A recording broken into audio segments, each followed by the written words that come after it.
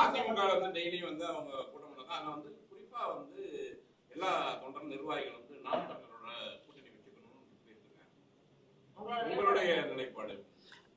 பேச்சுவார்த்தை கட்சின்னு இருந்தாங்க, இன்னைக்கு நேத்து இல்லையே. அம்மா ஜெயலலிதா இருக்கும்போது கூட அன்னைக்கு 16 வந்து எனக்கு ஒரு ஓட்டு இருக்குதான்னு இல்லையான்னு கூட தெரியல. அன்னைக்கே அவங்க கூப்பிட்டாங்க, தம்பியை கூட்டிட்டு வாங்க நம்ம கூட அப்படின்னு. அது எனக்கு கூட்டணிங்கிறது கோட்பாடு இல்லை.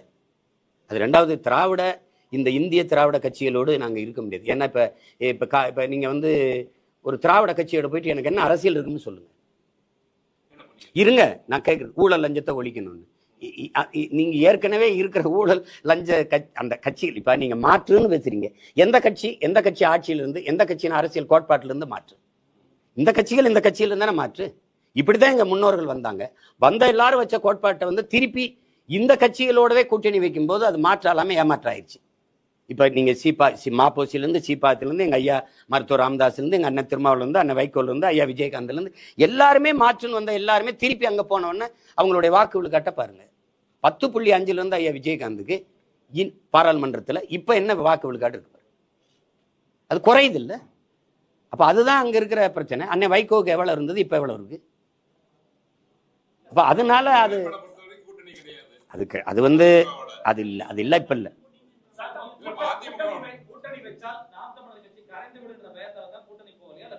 இல்ல நோக்கம் இருக்கு. இப்ப எனக்கு வந்து தம்பி உங்களுக்கு என்ன சொல்லணும், எனக்கு ஒரு கனவு இருக்கு.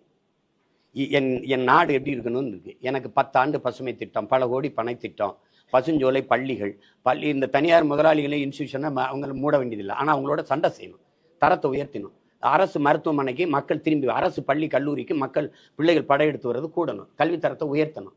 எப்படி கொடுக்கணும்? தனித்திறன் கல்விக்கு முன்னுரிமை கொடுக்கணும். நீரை பெருக்கி இந்த தண்ணீர் விற்கிறத தடை செய்யணும். ஏன்னா உலக உயிர்களின் உயிர் தேவை விற்பனைக்கு இல்லைன்னு ஒரு தடுக்கணும். இந்த நெகிழி, பாலித்தீன், இந்த பிளாஸ்டிக் குப்பைகளை தடுக்கணும். ஏன்னா எங்க பார்த்தாலும் என் நாடு வந்து மகா கவிதையில கவிப்பேரசு வைரமுத்து எழுதுனதை பாருங்க. நீங்க இந்திய நிலப்பரப்பு எவ்வளவு பெருசு இதோ அதளவுக்கு கடலுக்குள்ள இந்த பிளாஸ்டிக் நெகிழி குப்பை இருக்குங்கிறார். ஒரு திமிங்கலம் கரை ஒதுங்கிச்சு செத்துன்னு வைத்தறுத்தா 40 கிலோ இடையில பிளாஸ்டிக் கழிவுகள் இருக்குது. இப்ப மீனின் எண்ணிக்கை விட பிளாஸ்டிக்கின் எண்ணிக்கை கூடிக்கொண்டு போதுங்கும் போது நம்ம விழித்துக் கொள்ளணும். அதை நோக்கி பேசினா உங்களுக்கு வேடிக்கையா இருக்கும். நீங்க சாராய பொருளாதாரத்தை விடு, மாற்று பொருளாதார பெருக்கத்துக்கு வா, வேளாண்மை முன்னிறுத்தி தற்சார்பு பசுமை பொருளாதாரத்துக்கு போவோம், நிலமும் வளமும் சார்ந்த தொழிற்சாலையை உருவாக்குவோம். பனை அதிகமா இருக்கா, அது சார்ந்த தொழிற்சாலை. தென்னை அதிகமா இருக்கா, அதுதான் இந்த தொழிற்சாலை. கரும்பு அதிகமா இருக்கா, அதுதான் இந்த தொழிற்சாலை. அங்கே படித்தவன் படிக்காதவன் எல்லாம் அவன் வாழ்விடத்துல வேலை கொடுப்போம். ஏ கிரேட் ஆசிரியரை நகர்ப்புறத்துல பணியமர்த்துற, சி கிரேட் ஆசிரியர் தான் சிற்றூருக்கு அனுப்புற. அப்ப கிராமங்கள் காலியாகுது. இங்க கல்வி, வேலை வாய்ப்பு, மருத்துவம் எல்லாம் இங்கதான் இருக்கணும்னா கிராமங்கள் காலியாகி நகரங்கள் பிதுங்கி வழியுது. இது பேராபத்தானது. ஏன்னா நகரத்தில் இருக்கவனுக்கு உணவு தேவை, பால், முட்டை, அரிசி, பருப்புலாம் அங்க இருந்தா வரணும். அவன் காலி ஆயிட்டானா இது. அப்ப அவன் வாழ்விடத்துல நகர்த்தணும். சிற்றூர்களின் பொருளாதாரத்தை சமவீதத்தில் வளர்த்தெடுக்காம ஒரு நாட்டின் வளர்ச்சி பொருளாதாரத்தை சமவீதத்தில் வளர்த்தெடுக்க முடியாது. இங்க ஸ்மார்ட் சிட்டி இருக்கு, ஸ்மார்ட் வில்லேஜ் கிடையாது. அப்ப கிராமங்கள் காலியாகி நகரங்கள் பிரிங்கி வழியுது. நகர்ப்புறங்கள்ல மக்கள் இங்க வந்து இங்கேயே 2.5 கோடி இருக்கான். அப்ப வீட்டு வாடகை கூடுது, மின் கட்டணம், மின்சாரம் அதிகம் தேவைப்படுது, தண்ணீர் தேவை அதிகப்படுது, போக்குவரத்து நெரிசல் ஆகுது. ஒரு உயிர் காக்கும் ஊர்தி ஆம்புலன்ஸ் அவசர உரிய தூக்கிட்டு கூட குறித்த நேரத்தில் கொண்டு இங்க சேர்க்க முடியல, அவ்வளவு நெருக்கடி. இப்ப வேணும் 10 வருஷம் கழிச்சு கற்பனை செஞ்சு பாத்தீங்கன்னா பயமா இருக்கு. கழிவு நீர், மழை நீரே வழிந்து ஓட இங்க காவா இல்லை. கழிவு நீரும் மழை நீரும் ஒன்னா கலந்து ஓடி சைதாப்பேட்டில் ஒரு 11 வயசு பையன் இறந்து போறான். இப்ப இதுல எல்லாத்துலயுமே மாற்றத்தை கொண்டு வரணும். எனக்கு ஒரு கனவு இருக்கு, இப்படி செய்யணும், இப்படி மருத்துவத்தை தரம் இப்படி உயர்த்தணும். இது யாரோட சேர்ந்து உயர்த்துறது? அதனால அந்த கூட்டணிங்கிறதுல நமக்கு இது பிரச்சனை. அது தனித்துவத்தை இழந்துருவோங்கிறதுனாலதான் என் கருத்தை இதையா ஏத்துக்கொண்டு ஒரு கட்சி வருதுன்னு வச்சுக்கிறீங்க. இல்ல அண்ணன் சொல்றது சரிதான், இந்த மாதிரி கொண்டு வரலாம், நம்ம வேளாண்மை முன்னிறுத்தி. ஏன்னா நீங்க இன்னும் 10 ஆண்டு கழிச்சு திரும்பி பார்த்தீங்கன்னா தங்கமத்தவன், வைரமத்தவன், இந்த பெட்ரோல் டீசல் வச்சிருக்கவன்லாம் பணக்காரனா இருக்க மாட்டான். எவன்கிட்ட நீர் சோறு அதிகமா இருக்கோ அவன் தான் உலக பணக்காரனா இருப்பான். இப்ப நீங்க பாக்குறீங்க என் நாடு 150 கோடி மக்கள், 100 கோடி மக்களுக்கு செல்போன் கொடுக்க, கார் கொடுக்க, இந்த ஏசி, ஃப்ரிட்ஜ், டிவி எல்லாம் கொடுக்க திட்டம் வச்சிருக்க. ஆனா நீரும் சோறும் கொடுக்க திட்டம் இருக்கா? இல்ல, ஒண்ணுமே இல்ல. நீ இதுல எதுவும் இல்லாம வாழ்ந்துட முடியும். ஏன் சாராயம் இல்லாம கூட வாழலாம், சிகரெட் இல்லாம வாழலாம், போதைப் பொருட்கள் இல்லாம வாழலாம், கொக்கைன்னு, அபின்னு, கஞ்சா, இந்த இதெல்லாம் இல்லாம நீ வாழ்ந்துடலாம். நீரும் சோறு இல்லாம வாழ முடியாது. இது எல்லாத்தையும் வித்த முதலாளி பணக்காரனா இருக்கான். சிகரெட் வித்தவன், பான்பராக்கு வித்தவன், கஞ்சா வித்தவன், இந்த சாராயம் வித்தவன்லாம் பணக்காரனா இருக்கான். ஆனா சோறு போடுற விவசாயி ஏழையா இருக்கான், வாழ முடியல, தற்கொலை பண்றான். இந்த நிலையை மாத்தணும்னு நினைக்கிறோம். அதுக்கு எங்களோட ஒத்து போறவங்களோட தான் நம்ம அணி சேர முடியும். அதுக்கு இப்ப தம்பி, இப்ப என் தம்பி இன்னும் கட்சியே ஆரம்பிக்கல. அவர் ஆரம்பிச்சு அவர் கருத்தியல் கோட்பாட்டை முன் வச்சு பயணிக்கும் போது தான் ஒத்த கருத்து இருக்கா இல்லையான்னா இப்போ ஆய்வு செய்யணும். இன்னும் வந்து 18 மாதங்கள் இருக்கு. 18 மாதங்கள் இருக்கு. குறைஞ்சது ஒரு 12 மாதத்தை விட்டுருங்க, அதுக்கப்புறம் பேசுவோம்.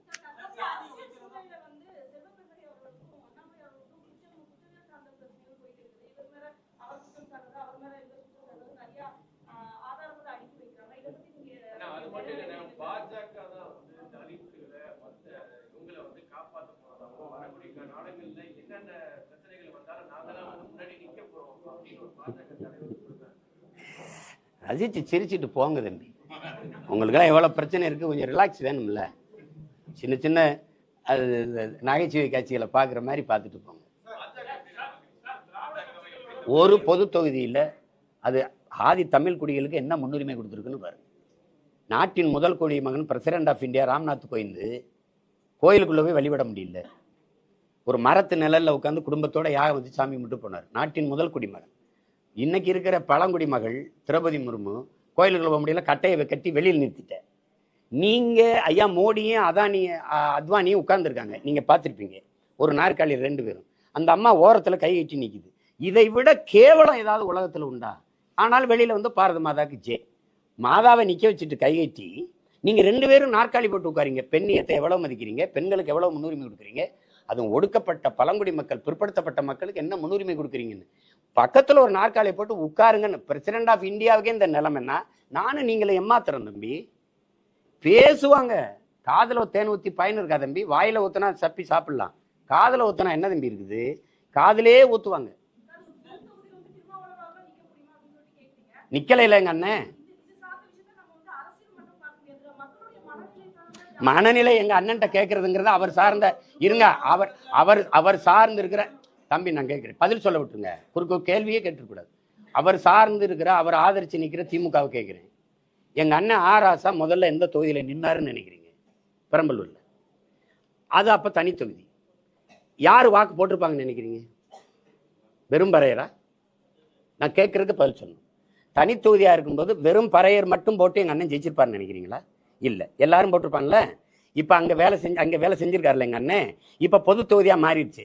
நீ உண்மையிலேயே தமிழ் இன தலைவனா இருந்தா, எங்க அண்ணனை தாழ்த்தப்பட்டவனெல்லாம் தமிழை நான் பாக்குறதா இருந்தா என்ன சொல்லிருந்தா, நீ நில்லு ராஜான்னு சொல்லியிருந்தா பறையர் மட்டும் இல்ல எல்லாரும் போட்டிருப்பான். போட்டு தானே போன தடவை ஜெயிச்சாரு.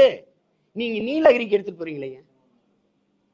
அப்ப உங்களுக்குள்ள சாதியை என்ன? அவர் தாழ்த்தப்பட்டவனாவே நீ பார்த்துட்டு இருந்திருக்க. நாங்க அவரை தமிழனா ஆதி தமிழனா நாங்க பாக்குறோம். இப்ப 2க்கு வேறுபாடு இருக்குல்ல. இதே தானே எங்க ஐயா இளையராஜாக்கு பிஜேபி செஞ்சுச்சு. நீ ராஜ்யசபா கொடுத்த, அங்க ஒரு விளையாட்டு வீரர்கள் கொடுத்தா, அங்க ஒரு பிற்படுத்த ஒடுக்கப்பட்டவர் கொடுத்தா, இங்க தலித்து கொடுத்தவங்க. எங்க ஐயாவுக்கு நீ தகுதி பார்த்து கொடுக்கல. அவன் ஈடு இணையற்ற இசை மேதை, 21ஆம் நூற்றாண்டில் ஆகச் சிறந்த இசை மேதை. அவர் தகுதி பார்த்து நீ கொடுக்கலையே, நீ தலித்துன்னு தான் கொடுத்தங்க போது கோவரமா வராது. இதான் பிஜேபி தாழ்த்தப்பட்ட மக்கள் பக்கம் நிற்கிறது. சரி, அதே இது வந்து நீங்க அயோத்தியில அகிலேஷ் யாதவ் போய் ஒரு தாழ்த்தப்பட்ட ஒரு மகனை நிறுத்தி வென்றுட்டாரு. அதை பிஜேபி செஞ்சிருந்தா பொது தொகுதியில சரியா இருக்குடா அப்படின்னு நம்ம பேசலாம். அம்மையார் ஜெயலலிதா கூட தலித்தலின் மேல ஐயா கொண்டு திருச்சியில் நிறுத்தி வெல்ல விட்டாங்க. அப்படி திமுக தான் முயற்சிச்சிருக்கா தம்பி? அதிமுக உங்களுக்கு தெரியும், சமைச்சு வைக்கிறாரு சாப்பாடு ஐயா தனபால் அவர்கள். இவங்கெல்லாம் சாதி இதில் சாப்பிடல. ஒரு தடவை மறுபடியும் சமைக்கல சமைக்கல. கம்ப்ளைண்ட் போது குற்றச்சாட்டு இந்த ஜெயலலிதா அம்மையார் கூப்பிட்டு கேட்குறாங்க, என்ன தனபால் ஏன் சமைக்கணும்? அழுகிறாரு. ஏன் அழுகிறீங்க? போன தடவை சமைச்சு வச்சம்மா, சாதி பார்த்துட்டு யாரும் சாப்பிடல, இந்த தடவை சமைச்சேன்னா வீணாத்தான் போயிடும், நம்ம சமைக்கலாமான்னு. இருங்க நான் பார்த்துக்கிறேன்னு உணவுத்துறை அமைச்சராக போடுறாங்க. அது சேட்டை தான். ஆனால் அவரை இது பண்ணுறீங்களாடா, உணவுத்துறை அமைச்சராக போடுறேன். மறுபடியும் அவரை இழிவுபடுத்துறாங்க. அப்போ நான் வரைக்கும் யார் வந்தா நீங்க வரும்போது நான் உட்பட எல்லாரும் எந்திரிச்சு நிற்கிற ஒரு இடத்துல உங்களை உட்கார வைக்கிறேன்னு சபாநாயகராகினாங்க. அது மாறுதல். ஆனா நீங்க அப்படி எதையுமே செய்யலையே. ஆனா நீங்க பெரியார பேசியிருக்கீங்க, பேரறிஞர் அண்ணா பேசியிருக்கீங்க, சமூக நீதி பேசியிருக்கீங்க. இந்த பாருங்க, இங்க முதலமைச்சர் உட்கார்ந்துட்டாருங்க, எங்க அண்ணன் ஆராசா இங்க உட்கார்றாருங்க. எந்திரிச்சு இங்க உட்கார சொல்லி தன் மகனை உட்கார வைக்கிறாருங்க. எம்பட்டு பெரிய சனாதன எதிர்ப்பு, சமூக நீதிங்க. ஏன் இவருக்கு இங்க அண்ணன் எங்க ராசா உட்காந்து இங்க உதயநிதி உட்கார்ந்தா என்ன பின்னாடி இருக்கையில புண்ணாயிருமாங்க?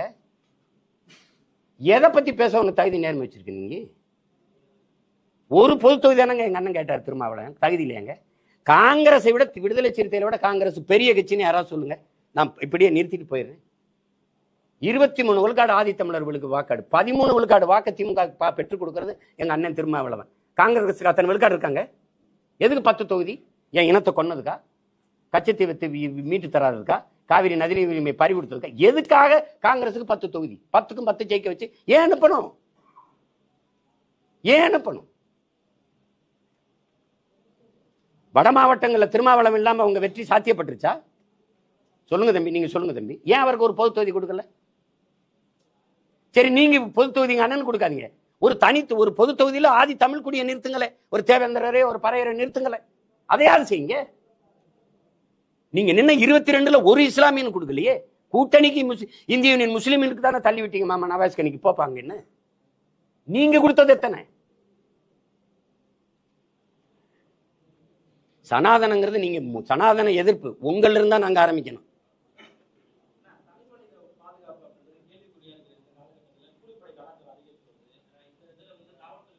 அதிகரிச்சு வர்றது யார் ஆட்சிக்கு வந்த பிறகு? ஏன்னா நீ என்னை நிறைய கேள்வி கேட்ப, அண்ணன் ஒரு கேள்வி கேட்டா இருங்கன்ற. சொல்லு சரி சொல்லு சொல்லு.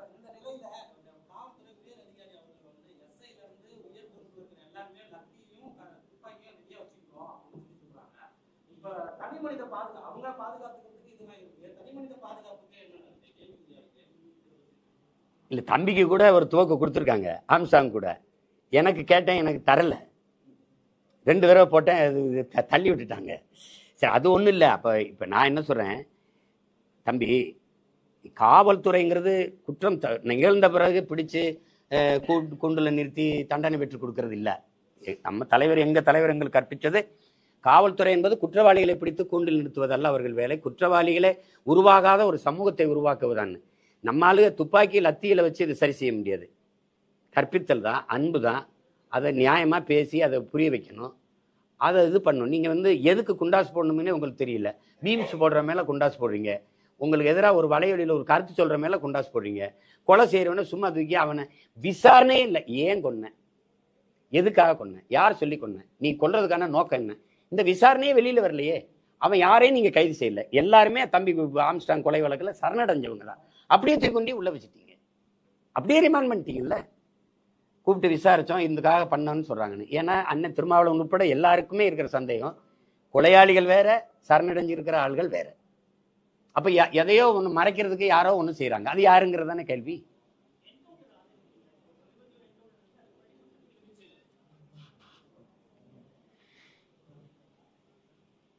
இதுக்கு எப்படி பதில் சொல்றதுன்னு தெரியல. என்கவுண்டர் எதுக்காக செய்யப்படுதுன்னு இருக்கு.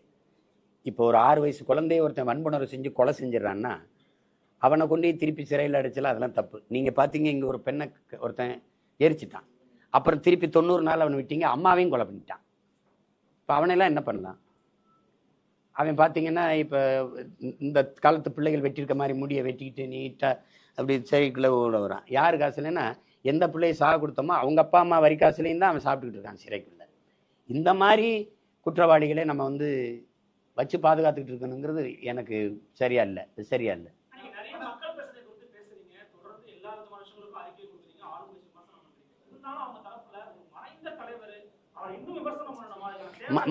மறைந்தவர் தானே ஹிட்லரு. நீங்க அவனை கொடுங்கோலன்றீங்க. மறைந்தவர் தானே. அப்படின்னா மறைஞ்சிட்டா அவங்க செஞ்ச தீமையெல்லாம் மறைஞ்சிரும்னா அது எப்படின்னு சொல்லுங்க. நீங்க செய்த குற்றம் சரித்திரத்துல இவன் துரோகின்னு சொல்றீங்க. எப்படி சொல்றீங்க? எங்க பாட்டனுக்கு எதிராக இருந்த காக்கை வெண்ணியனை துரோகின்னு எப்படி சொல்றீங்க? இறந்துட்டார், புனிதர்னு சொல்லிடுவோம். எங்க பாட்டனுக்கு காட்டி கொடுத்த நல்லான்கிற சமயக்காரர் இருக்கான், தீரன் சின்னமலையை காட்டி கொடுத்தாங்க. அவர் இங்க சாப்பிடுவாரு. அப்ப பங்கர், அப்பவே பதுங்குழியில காட்டி கொடுத்த அவனை இப்ப அவன் செத்துட்டான். ஐயோ ரொம்ப நல்லவன் வரலாற்றை பதிவு பண்ணிடலாமா? சொல்லுங்க.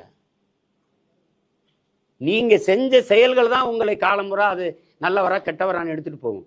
நீங்க அதிகாரம் இருக்குங்கிறதுனால புனிதர் பட்டம் கட்டின எப்படி நீங்க ஏற்பீங்க?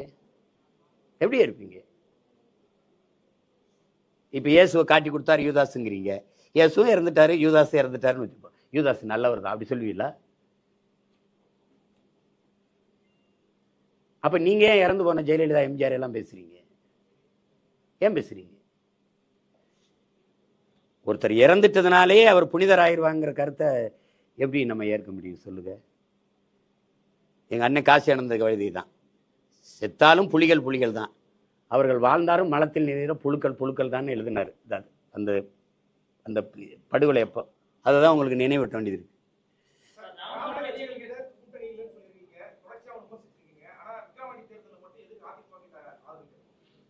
அவங்க என்கிட்ட 3 தடவை ஆதரவு கேட்டாங்க, வேலை செஞ்சேன். ஆதரவு அவங்க நின்றுருந்தா கேட்க போகிறதில்ல, நிற்கலை. அதனால உங்கள் வாக்குகளை பொது எதிரியை நம்ம வலுவான எதிரியாக வீழ்த்துறதுக்கு எனக்கு ஆதரிங்கன்னு கேட்டேன், அவ்வளோதான்.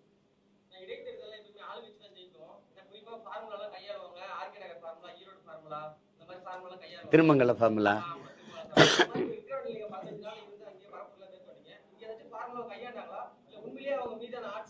அதே ஃபார்முலா, ஈரோடு கிழக்கு ஃபார்முலா தான். ஈரோடு பட்டியல் அடைக்கிறது தெரிஞ்சுக்கிட்டு தானே கேட்குறீங்க, அதே தான்.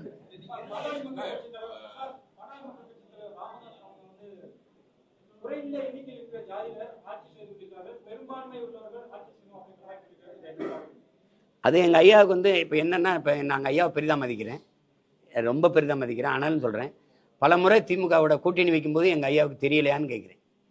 தெரியுதில்ல, அந்த கருத்து சரியே தவிர இதை நீங்கள் அப்போ கேட்டிருக்கணும். எங்கள் ஐயாவுக்கு மது ஒழிப்பு கொள்கையில் உறுதியாக இருக்காரு. மதுவை எவன் ஒழிக்கிறானோ, மது கடையை மூடுறானோ அவனோட நான் கூட்டணின்னு எங்கள் ஐயா சொல்லலை. சாதி வாரி கணக்கெடுப்பு நம்ம கேட்குறோம், குடிவாரியா என்னங்கிறோம். குடிவாரியா எவன் என்றானோ அவனோட நான் கூட்டணின்னு எங்கள் ஐயா சொல்லலை. இப்போ பாருங்க, நேர் எதிராக இருக்கிற பிஜேபியோட கூட்டணி வைக்கிறது நம்ம எப்படி ஏற்கிறது? இந்த கொள்கைக்கு நேர் மாறு. அவங்க வகுப்பாரி பிரதிநிதித்துவத்துக்கு என்னைக்குமே அவன் இடம் கொடுக்க மாட்டான். அப்போ அவனோட கூட்டணி வச்சு என்ன பண்ண முடியும்? ஒரு ஓட்டுநாள் தம்பி என்னால் அந்த வலிமையை அவனுக்கு சேர்க்கணும். அப்போ அந்த கொள்கைக்கு இங்கே நீங்கள் திருப்பி அவர் தலைமையில் ஒரு அவன் அந்த இந்த சமூக நீதி கொள்கைக்கு நேர் எதிராக இருக்கிற ஒரு கட்சிக்கு போய் நான் ஓட்டு போட்டு வலிமை சேர்க்கறதுங்கிறது ஒத்த ஓட்டுனால் அது துறவம் தானே தம்பி, அது தவறு தானே.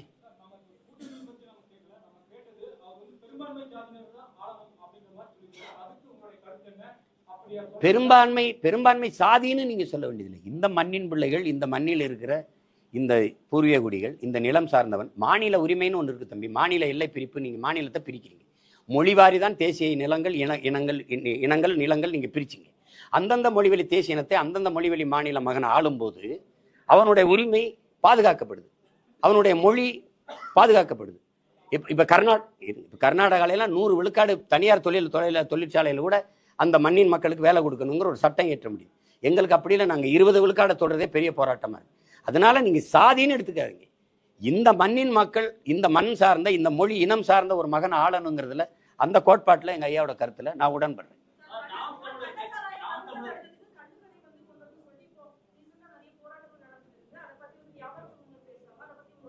இல்லை ரீசெண்ட்னு சொல்லாதீங்க. நீண்ட காலமா எங்க ஐயா கல்லு நல்லசாமி வந்து போராடிட்டு இருக்காங்க. அரசியல் சாசனமே கல் உணவின் ஒரு பகுதின்னு தான் சொல்லுது. சங்க இலக்கியிலிருந்து கல் இருக்குது, அது இருக்குது. ஐயா வைரமுத்து கூட அந்த பாடலில் எழுதியிருக்கா. அப்படி அது எழுதியிருக்காங்க. நம்ம எப்படி ஒவ்வொரு தேசியனத்துக்கும் ஒரு மது இருக்குது தங்கச்சி. ரஷ்யானா வோட்கா இருக்குது, மற்ற நாடுகள்னா ரம் இருக்குது, ஜின் இருக்குது, அப்படி இருக்குது. அதனால நம்மளுடைய குடிபானம்னு ஒன்று இருக்குது, மதுபானம். அது பனம்பால், தென்னம்பால், இந்த ஈச்சம்பால், இது மாதிரி மூலிகை, அது எந்த கலப்படம் இல்லாத தூய மதுவை வச்சுட்டு போகலாம். அதை தான் அவங்க சொல்கிறாங்க. வரும்போது வேளாண்குடி மக்கள் வாழ்வாங்க, அந்த பனை தென்னை பாதுகாக்கப்படும். இல்லைன்னா 150 ஆண்டு கால பனை காலவாய்க்கு, செங்கல் காலவாய்க்கு 100 ரூபாய்க்கு 150 ரூபாய்க்கு விற்கப்படுது. அதை பற்றி நம்ம கவலைப்படுறது இல்லை. அதனால அது இந்த சீம சாராய கடைகளை ஒழிச்சிட்டு நம்ம கல்லு கடையை திறந்து விடுவது சரிதான்.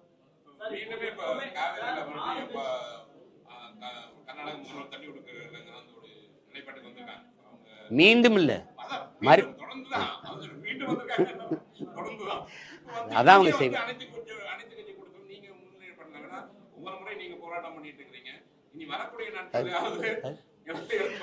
அரசு கூட்டுற அனைத்து கட்சி கூட்டத்துக்கே என்னை சேர்க்காது.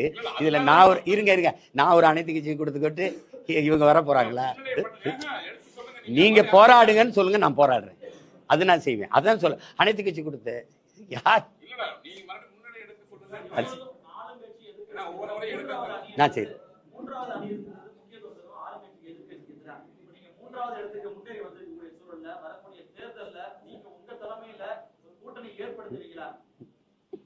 நீ விரும்புற, அதுக்காக செய்யறேன்.